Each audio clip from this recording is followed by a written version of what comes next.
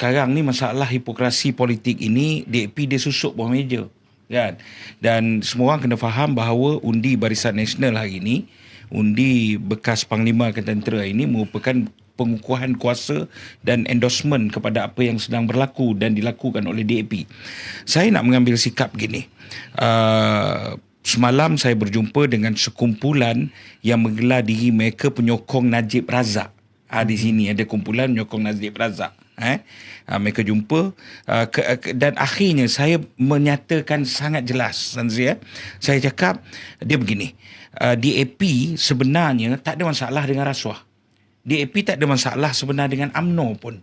DAP bermasalah dengan semua ini ketika Najib memerintah, bukan hanya kerana masalah 1MDB. Itu saya tak nak ujah. Itu mahkamah dah buat keputusan. Salah ke betul ke apa. Tetapi kenapa mereka bermasalah? Mereka masalah kerana Melayu Islam memimpin pada ketika itu.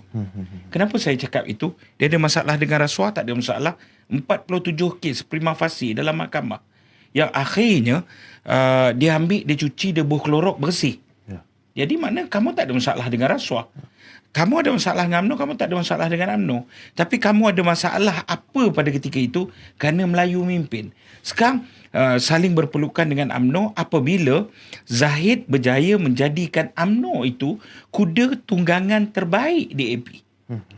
Jadi dia tak ada masalah lah bila jadi pengikut. Tidak boleh seperti itu.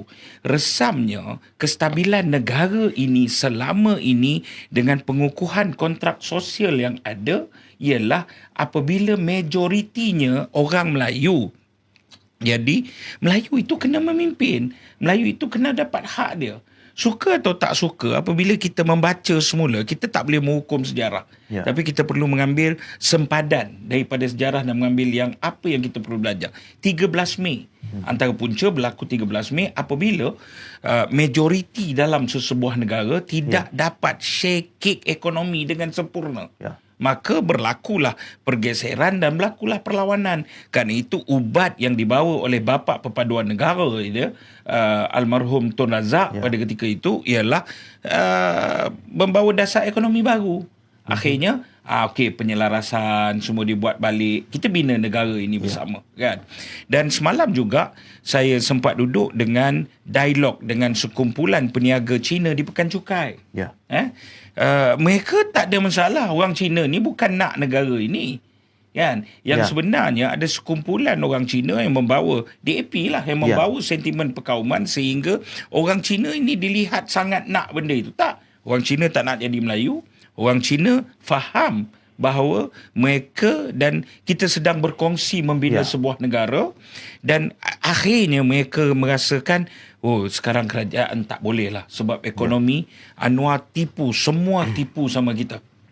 Itu yang berlaku. Dan akhirnya saya nak menjawab, saya bersama dalam Parti Keadilan. Kita membuka berkata dalam penjara pun, kan? Parti ni bermasalah beberapa kali lepas keluar penjara. Kalau tak, parti ni elok, kan? Jadi apa yang berlaku ialah, saudara, kerana kita ingin melihat perjuangan-perjuangan yang dilaungkan itu benar-benar terlaksana. Hari ini apa yang berlaku ialah Perikatan Nasional perlu lebih bold, lebih muncul dua benda. Pertama, nasionalis Melayu. Kita percaya UMNO ini sebuah parti yang ada sejarah yang bagus. Perjuangan Melayu, nasionalis Melayu, pembangunan dan sebagainya, itu berada pada tangan tapak sejarah UMNO. Tetapi masalahnya sekarang vacuum. Tidak ada pejuang nasionalis Melayu. Melayu dijadikan kuda tunggangan semata-mata. Oleh liberal, puak-puak berfikiran yang bukan asas tanah ini. Kedua apa dia? Golongan rentan.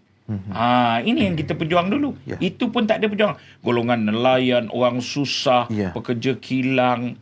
Dan hari ini, dua perjuangan ini sedang diisi dan digalas oleh Perikatan Nasional. Kerana itu saya tidak memilih jauh. Saya kena pecat daripada Keadilan 2016, moderator. Saya bergelandangan tak ada parti sampai 2020 apabila jelas Lim Guan Eng sebagai Menteri Keuangan Ya. Yang sebelum ini UMNO kata DAP jahat, DAP itulah semua UMNO cakap. Ya. Kan?